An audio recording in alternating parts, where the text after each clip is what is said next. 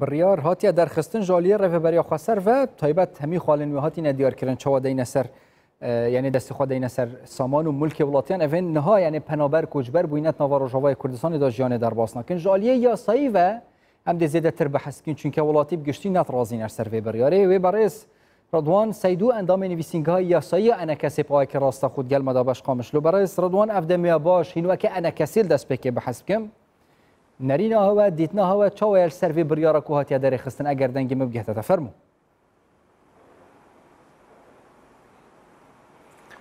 Spas rastî ev yasa derketî yasak ne ciyê xwedeyê ji heme alî di ne yasak rawayê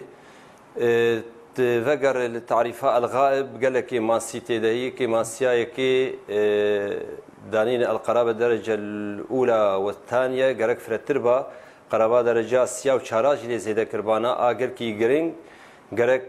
ما في أي بنابر أو نافذك الغائب جرك قريب مشخور باريزرك وكيلك وقت بيجي داني بانا وكالة شيء كربانا أفاكي ماسي تعريفها ويد هي تفجر تعريفها ياسا سوري بري بده صالحاتي دانين بيشكتي ترج ياسا آري ببريق دانينه یاسا سوری تدهاتی جمافی ولاتی جمافی الغائب پنابر گشخور وکیل کی دین وکالت جرچک کارب کاریوی ریوبر اداره بکه اف یک آد دوا براسی اف یاسا درکتی دجی پیمان ناف دولتین مافی مروفانه مافی مروفا حق دایی هر ولاتی کی هر مروف کی آزاد به هر کویده جی خور کویده بگری یعنی آدن اف یاسا درکتی دجی عقد الاجتماعي وثيقة تفاهم دورتا بيكاتي جواكي لباكور وروجلات سوريا هاتي دانين افايا وقت دستوري اف عقد الاجتماعي وثيقة تفاهم وك دستوري فبرياري تشدر كفن مخالف بالعقد الاجتماعي وثيقة تفاهم او ياسا او بريار او انا ملغينه د ماده بيستاد هاتي في ياسا ياسا حفتاده داني اف قانونا دركتيه ياسا دركتيه چی یاسی بری وی درکتن اوانا ملغین افایا بروواجی کارکی بروواجی دکن یعنی تفکر ماده 32 وثیقه تفاهم کسی ابری یاردانی از خوازن وگر ماده 32 صلاحیات مجلس وان عام او وقت قريب كنافي برلمان بيكاتش نافيلي دكن برا فقر افايات دجي ومخالف عقد الاجتماعي ومخالف الوثيقات افتك ماسين جاليه ياساي وبحث كرن جاليه ياساي وتبس بريارا درخ وياسا تبحث كر لازوك انا كسي بجمهين وك انا كسي تماميل دجي في بريارينا يان جين دخاج ريفبريا خاسر بكن راز وكرنكت ياساي دافك ما مستدين اگر نه دنگی مگهت نه ولاتی بگشتی نترازین سر vêbiryarê yani ولاتی بجن ام vêbiryarê قبول ناکین هین وک انا کسی بحزبکم هین biryarê de destkarî kire ve قبول کن یان جیب تمامی ضدی دجی vêbiryarê ne eger him dijin jî de çawa daxwaz bikin ev biryara ne cebcê kirin براسي اف جي بريارك وياساكل وان بريار وياساي اي تشوت اي دجي برجوانديه ولاتيه ما تشيل اي هندري هريمي به كردستان سوري به او ايش درفه به ام هول دين تشي برياري دركبي سياسي دركبي دجي برجوانديه قال لي ما به ام الرويوي راوستين وام دار خاص بكن في ابياساهان بيراشتين لغو بكن براستي فأمد بينن بريارك نتجي خديه دجي برجوانديه قال لي مي نوقتها في ياساهان ام بين فقرن چه سدمي اي خلكوش بربون ام فقرن او سدمانا هاتن راهشتنا هات راشنا او سدمانا ما زال هين موجودن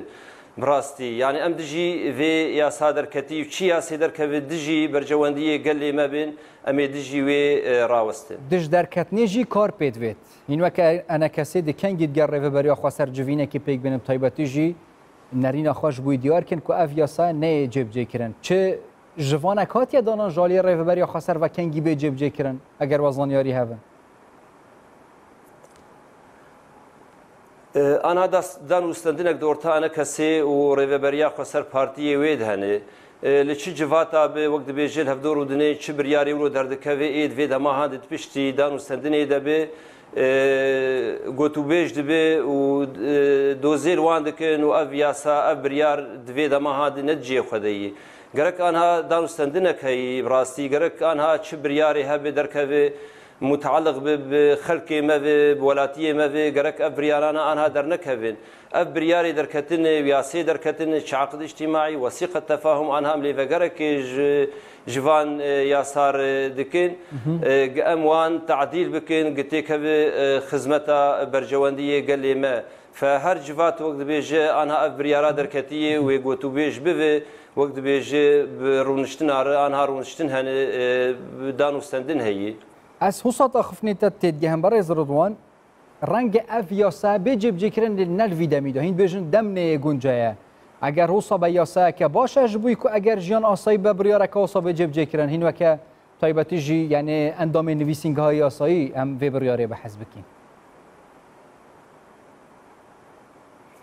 te dubare kirbaya mamoste gelek axifna xwe de tu dubaret ki tu dibêjî ne dema yasayeka hosaya yani re'ya we wekene kesê taybetî jî nivîsîngeha yasayê hîn bînin demê bêt eger rewş asayî be jiyan asayî be biryareke hosa baş e berjewendiya gel da bê cêbicêkirin taybet ji bo wî vegerandina welatiyan rastî wexta min dibêjin anha ne demawê تمام ام دبیجن آنها ندماویش بر آنها صدمه ایک خلق کوشبر بون هنا و صدمانا موجودن آدن هر دمك بريارك ياساك جير لازمه بس ياسايا بفيرنجي دركه نتجي خدي يرو دادگاه هيوان هنه يعني دور ورولج دادگاه خورشن دادگاه شبو چنه شبو ناکوکیه ولاتیا وقت بیجی چاره سر بکه يرو محاكم هنه گرک جلیوا و بریاره هن و یاساهان در قصبا یاساکدن در قصبا این نزیکی سامان و املاکی ولاتیا کوچبرا به پنابرا به یاساکدن در کتبا نو جزا لسروانا دین این نزیکی دستی خوبا و سامان خلکی بلکی یاساک چاره سر کردن دن بگرن یعنی نه وقت بیجی الا اف یاساب و ام تعدیل بکن یاساکدن در کویک برجواندی خلکی سامان خلکی املاکی خلکی مادام هین بینن اف یاسا اف بریار ند برجواندی ولاتیان داب تایبەتی ملکی گشتی ده هین بینش برچه ڕێڤەبەریە خواستەر یعنی بڕیارێکە هەوسا دەرخستیەش بەرچێ بڕیارین هوساتێن دەرخستن ئەسڵدا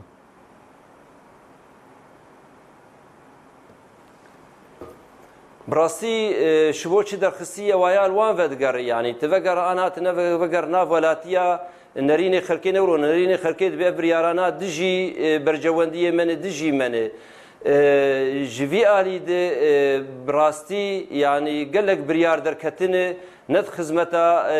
برجواندی ولاتی آدنه اما آنها تیبه بنره ام بیجیم بیچما دوی دما هاند درکتیه اویا پرسک وقت بیجه هر یک نرینه کوی هی بیچما گلک بریار درکتن چه بریاری درکتن یاسیدن درکتنه